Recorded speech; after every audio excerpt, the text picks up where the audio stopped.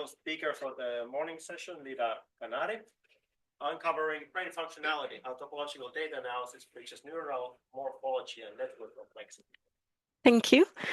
And thank you for the organizers for giving me the opportunity to present my work at this workshop. So I will start with a very basic question. How can we understand the brain? And the main problem is the very complicated aspects of the brain are distributed across many different components. So if we take a look at different scales, we can focus at different compartments of the brain. So either starting from molecular information, going to cellular circuits or regions. And we've seen in the previous talks mainly the focus at the network level or at the level of whole brain. But my talk will be mainly focused on neuronal morphologies, on the shapes of neurons and how they can be used to understand the network level. So we can see in neuronal morphologies that we have a very broad diversity of shapes. So Ramon and Cajal started studying the brain at the level of single neurons by drawing these very nice shapes and inferring that they must be important for the network structure. And so far there have been a lot about which parts of the neurons are important for the brain structure and which parts are just randomness or just noise. So if we take a look at the example of shapes of neurons at different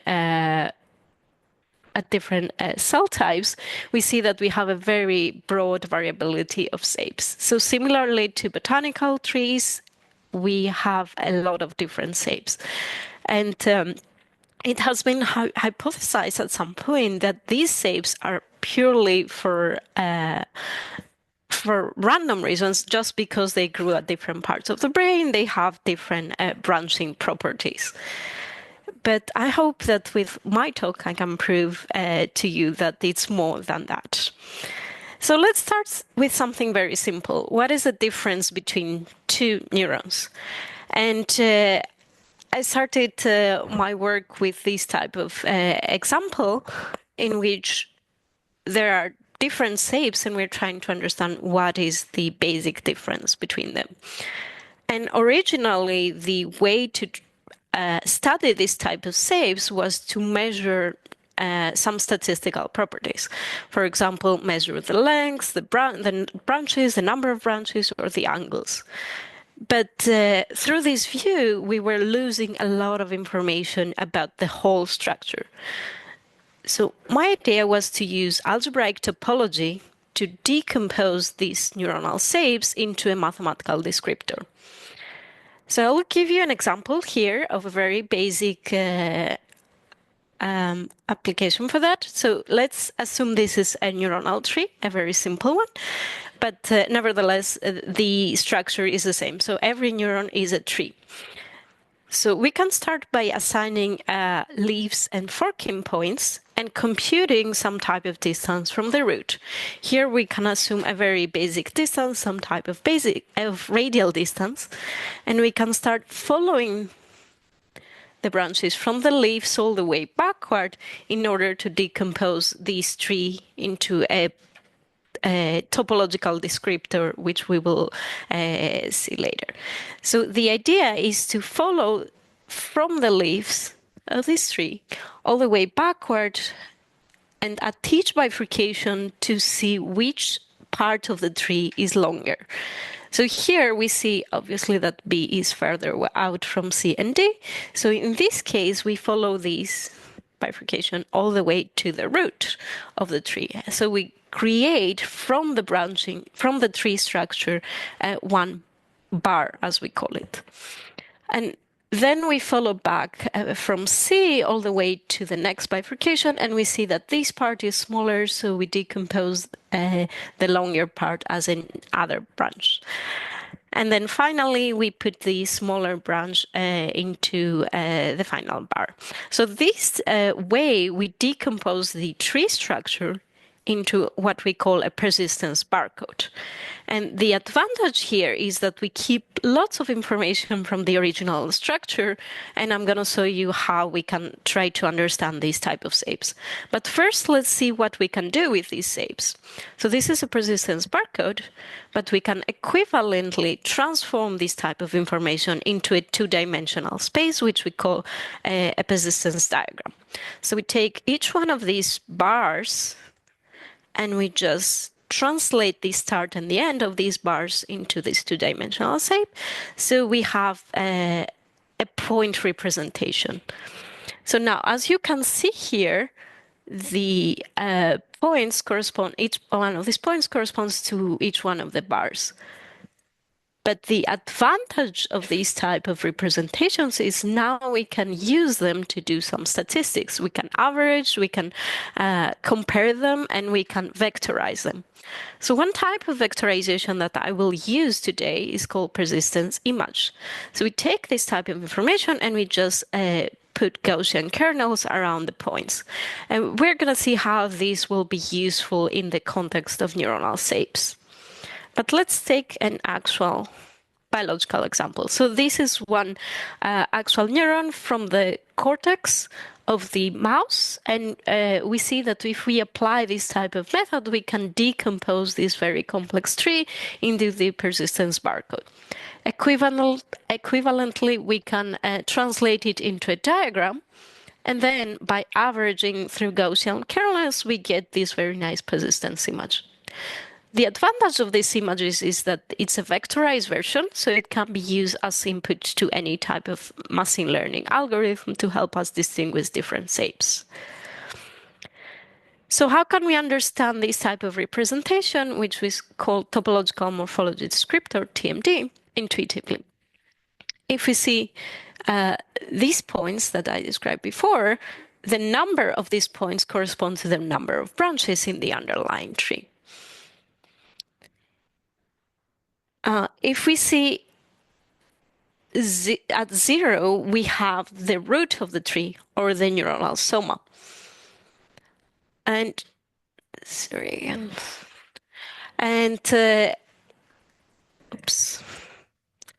if we go far from the diagonal, we have points that correspond to longer branches in the tree. And close to the diagonal, the blue points are just the smaller branches. So this way, we decompose this very complex tree into more understandable descriptors. So what can we do with that? Here are, let's go first to the previous examples that we were trying to see what is the difference between these two neurons. So if we apply this method, we get these very nice persistence images. In one case, we have surprisingly a second cluster of points that was not obvious when we were just looking at the cells. So that's why the experts named this cell type as tufted and this one as untufted because of the presence of the second cluster of branches. But what is interesting in this case is now we can also do some actual mathematical computations here. So we can subtract these two images and identify the difference between them. So what we see is obviously the second cluster here that we've already identified, but there is also a difference close to the soma. So we see this cell type also has more branches close to the soma, which is something that we may have overlooked if we didn't look through this lens. So here are some applications of this descriptor. First, of course, we can use it to classify cells. So we can look at different cell types and we can automatically classify them to see which cell types are different in terms of their topology and their branching. And here is just an example in the cortex in which we have different pyramidal cell types, and we see that we can identify the tufted from the untufted and from these very small cell types which are not even considered pyramidal cells. Then we have an application on microglia. And here it's a much more complicated example because microglia are very diverse, so their shapes change all the time. So here we extended the classical descriptor of neurons by putting a lot of different microglia and averaging between them. So instead of having one image for one cell morphology, as we had for the neurons, in the microglia we have 10 morphologies, and we create average images for these 10 morphologies. So what you can see here is a very simple example of microglia morphologies in different parts of the brain, in an amazing data set that my collaborator Sandra Sigurd collected from mice. And what we found, interestingly, is that female and male mice have very different shapes in their microglia. And this is a little bit clear here. So we see the male and the female microglia localizing in different parts. And we see that we can distinguish the different brain regions, but we can also see the differences between the two sexes, which is something that has not been so clear before using topology. Another application is clustering. So before we've seen how we can understand neuron types for which we had distinct groups, but now we had a population of human cells in which there were no groups, so they didn't know how to separate them into distinct groups. So here we just took the persistence images and automatically classify them into an unsupervised setup, and the classifiers chose these two types as the most probable distinction. And we see here, once again, that there is a very clear distinction in the tufts of these cells, similarly to what we found in the mouse. But what is interesting here is that these two topological classes can also be distinguished functionally. And we know that because for this specific data set, we had electrophysiological data, which is the firing patterns of the neurons, combined with morphological data. So we had the shapes, but also the activity of the neurons. And when we created these two classes, the perfuse and the slim tufted cell types, we saw that there is a difference on how they fire. So there is a consistent separation in the firing rates that corresponds to the shapes of the neurons. And that was quite surprising in the sense that we couldn't see this difference if we just took the electrical traces and tried to separate them. These came from the morphological differences. And it's still an open question why exactly we have this difference.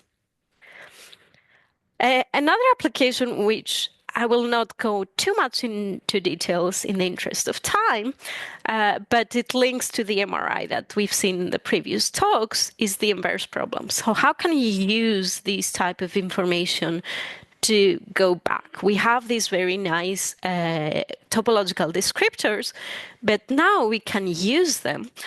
So we take the biological cells, we use these descriptors to create computational models of these cells. And we can take a population of cells and just generate any number of cells that are similar topologically to these. So what we can do here is just an example of a cortical rat column. So we can take the original data and create digital copies of them. And the advantage of that is that each one of these copies is unique, because originally we just had a very small data set of around 1,000 cells, but in the rat cortex we have a few million cells. So here we can just generate at each location in this cortical column a different shape for the neurons. So we know the cell type, we know it belongs into a specific type, but now it has a unique branching structure that corresponds to the specific location in which it's found. And this was just to recreate what we did in 2015 in the Blue Brain by just taking biological data and copying them around. But it has further implications because now I'm working with a group in Cardiff with Charlie and Marco Palombo, and we are creating a digital volume in which they are simulating MRI. So we've seen, which is quite interesting, that we can recreate a structure which is very, very roughly of the same type of the original data, and then we can create an diffusion, and we get the images that we would expect to get from the biology.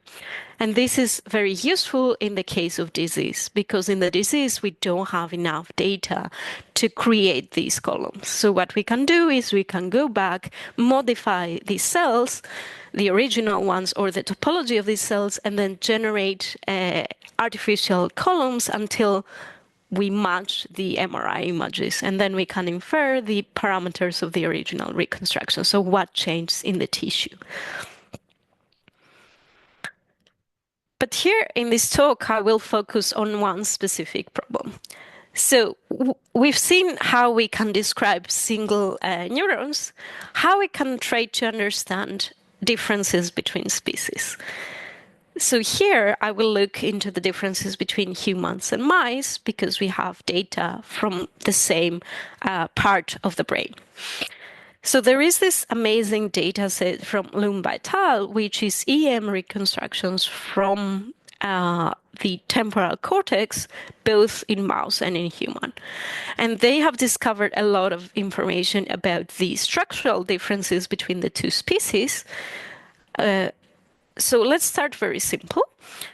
Of course, we know we have a larger brain, so the cortex is much thicker in the human. Then we see that human cortex is less dense, so we have more neurons, but they're further away, so the density drops. And interestingly, we have a difference in the percentage of inhibition and excitation. So in the mice, the inhibition is very, very small in the cortex, so it's around 15%. But in the human, this is 3 times larger, so it goes to 30%. And in the paper in which they discovered that, it's an open question why it happens, so they don't really understand why there is such a huge difference. Of course, since we have larger cortex, we also have human neurons are much larger. And it has been hypothesized quite strongly that this difference is sufficient to explain all the network differences that we observe.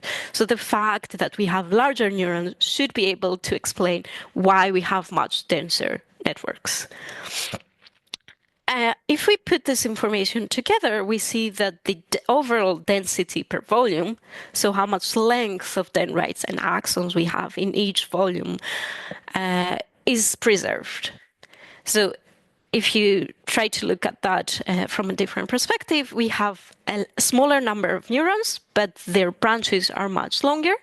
So then we preserve the overall number or length of branches that we have per voxel in the cortex. So if we put this type of information together, we can create networks of the two species and try to study what are their differences. And for that, I am borrowing the slide from Daniela, who I think is listening online. So I'll try to explain very simple what is a simplex. So here we see sources and targets, and the idea is to decompose this very complex network into structures of different orders. So here, one simplex is just one neuron sending information to another. 2 simplex is when we have 3 of them, and the information is going from one source to one target. And the rest of their neurons kind of synchronize so that they send the information towards the same direction. So it's a feed-forward network. And we've seen that as we go to higher numbers of neurons, we get much more complex structures. But what is interesting is that in biological structures, we get much more complex networks. So we see that we have an increase in the number of simplices, but also in the order.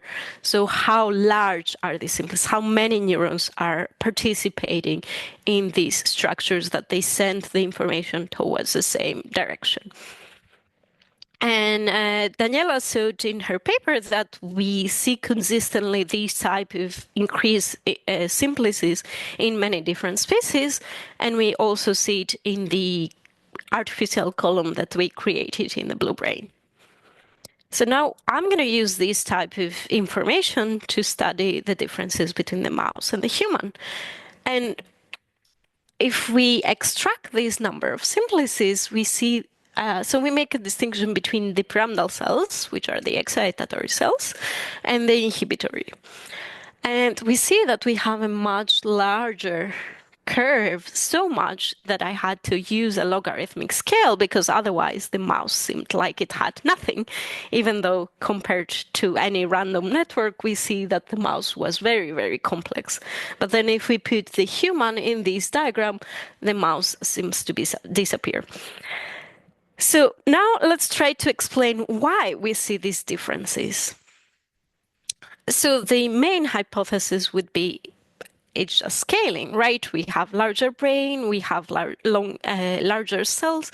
So probably the scaling of these cells is sufficient to explain this difference. So let's look at it first from the topological perspective. So if we embed these information, so imagine the images that I've shown you before, and we embed them in the same space. If we don't do any type of scaling, they of course are separated. But here, what we're looking at are scaled versions. So we scale down the human neurons so that the average size is similar between mouse and human, and we see we still have a very clear distinction between the species. So that's certainly not the only difference. But what is even more interesting, so here are also some other types of features that we see are not scaled in the same way. So the different parts of the dendrites are not scaled in the same way in the two species. But what is very interesting is if we scale the human neurons or the actually, here we scale the mouse neurons to be larger, to be similar to the shapes of human neurons. So what we would expect when we put just a pair of neurons at different distances and we compute how many connections they're expected to have, what we would expect is to get an increase because we have larger cells. And what we get is actually a decrease in the connectivity.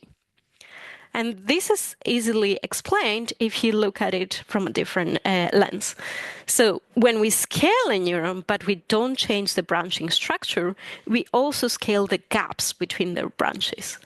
So what we get here is larger gaps, which allow structure to pass through it without touching it. So getting a reduced number of connections. So if it's not just scaling, then what could it be? So what I use is topology to try to see where we can localize this difference between the two species. And here are examples of pyramidal cells of the human and of the mouse.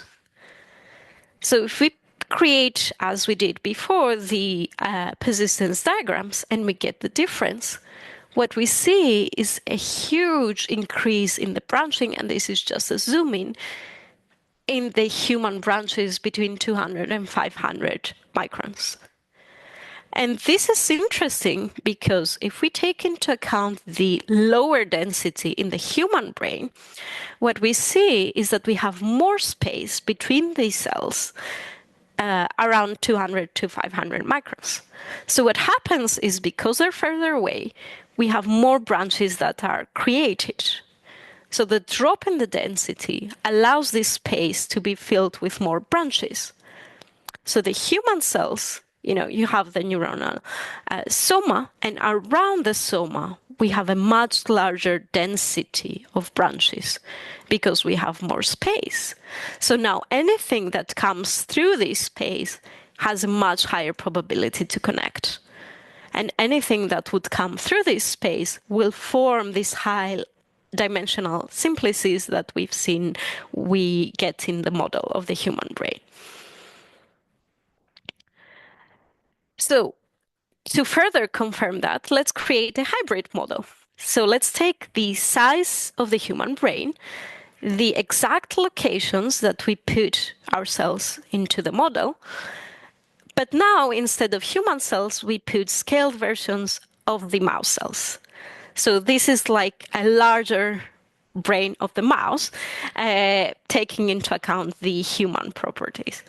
What we would expect to see is going into one of the two directions.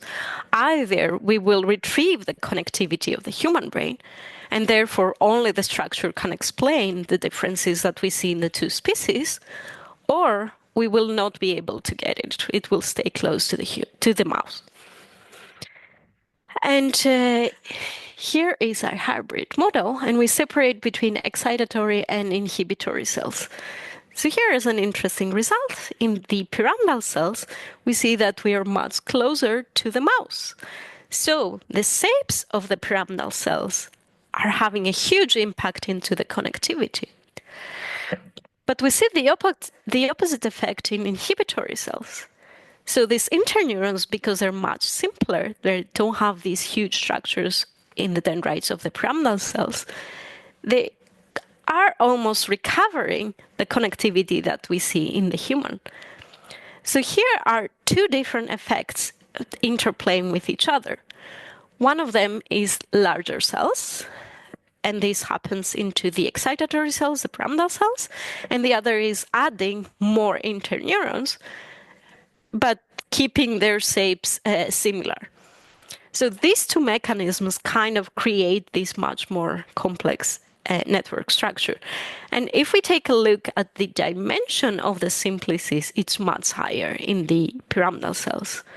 So this tells us that if you create these highly branched neurons, they generate much more complex networks. But then we need more interneurons to control the excitation that they generate. So the balance is preserved in the human brain, similar to the balance that we have in the mouse brain, by two different mechanisms. We have more complex pyramidal cells, but we also need more interneurons. And therefore, we see the shift in the densities between the two species. So we learn from this type of information that we need these two different mechanisms to create these complex structures in the human brain. Do you have some more time? Okay, so then I'll show a little bit, go a little bit further, and so a very, very recent result with our collaborators. So here, in the previous model, I created very simple structures for the networks. So I didn't put it into these models all the information about button densities, spine densities, and all the biological connectivity information that we can take advantage of. So now we are creating much more complex models to try to pinpoint exactly what are the differences between the two species. And what we see is that once we create these very highly complex cortical columns, initially we get the connectivity just by the apposition, so where the neurons touch with each other.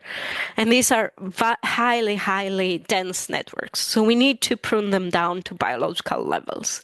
What I did before is I just took the actual expected connectivity density and I pruned them randomly.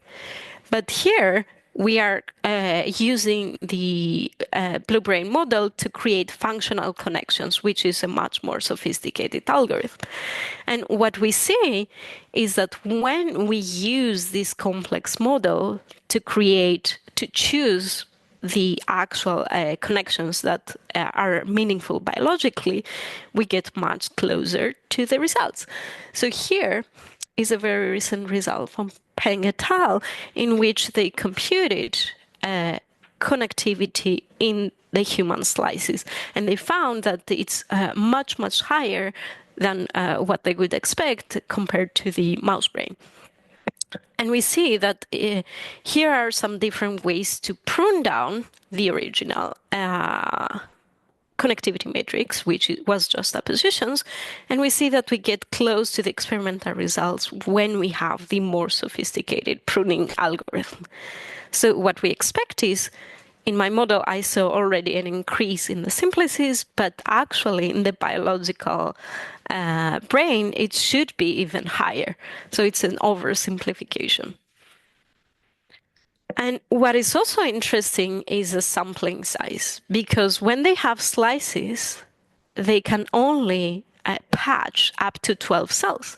So it's a very small subset of connections that they can identify. But what we've seen is, because now we have the model, so we can make different patching experiments with different sampling sizes, and we get a huge increase in the motifs that we get once we increase the sampling size. So this just tells us that the biological experiments are under counting the expected motifs, as is expected, because of course if you can just access 12 cells as opposed to thousands of cells, you don't have the full picture. So what is interesting here is how we can link this type of information back to the morphologies. And my colleague Michael Ryman, he did this connectivity analysis in which we have the prior and the posterior probability. So we change our information based on the location of the cells. And we see here a very interesting pattern when we study connectivity up to around 1,000 microns away. So we have one central neuron, and we are computing the probability we would expect if it was like a symmetric use case to find around connections, and the probability that we actually get finding around connections. And what we've observed is that this is highly correlated to the variance of these shapes. So here is the standard deviation divided by the mean densities. So here we're not doing topology, it's a very simple measurement, and we get just the density of points around the central soma. And we see that for the dendrites, the variability is quite low, so they have much more typical shapes. But then for the axons, there's a huge explosion. So around the cell, we have all these huge axons that are highly variable. So they're not just going on one direction, they're going all over. And what is interesting is that in the mouse, they have very typically going downwards, like they want to go in one direction. So the directionality is much less variable in the mice. But in the human, they go all over. So we have some axons going up, some going down, some going all around. And we hypothesize that this difference in the connectivity is also related to the variability that we see at different levels of the axons. So to summarize, we've seen that neuronal shapes are important, and more specifically, the branching, the density, the variability, and even the directionality of the shapes is very important for the network structure. We see that in the human neurons, we have these unique shapes due to their branching around the soma. And we see that this generates networks that have higher simplex dimensions and counts. And these networks can be explained by consisting of these large highways of excitatory paths controlled by highly connected local inhibitory networks. So with that, I would like to thank a very, very big team of mainly experimentalists contributing to this work. So we had an amazing collaboration with Christian de Kock and Idan Segev and Ruth and Javier in Madrid, that they provided these amazing data sets of human cells that allowed us to study them in details. And of course, Henry and the Blue Brain team for all the computational work. Thank you. attention. And if you want to look more into our data, they're now all open on the Open Brain Institute. So that's a platform that you can go and explore the data. And we'll soon have even notebooks to rerun the analysis that I did on this paper.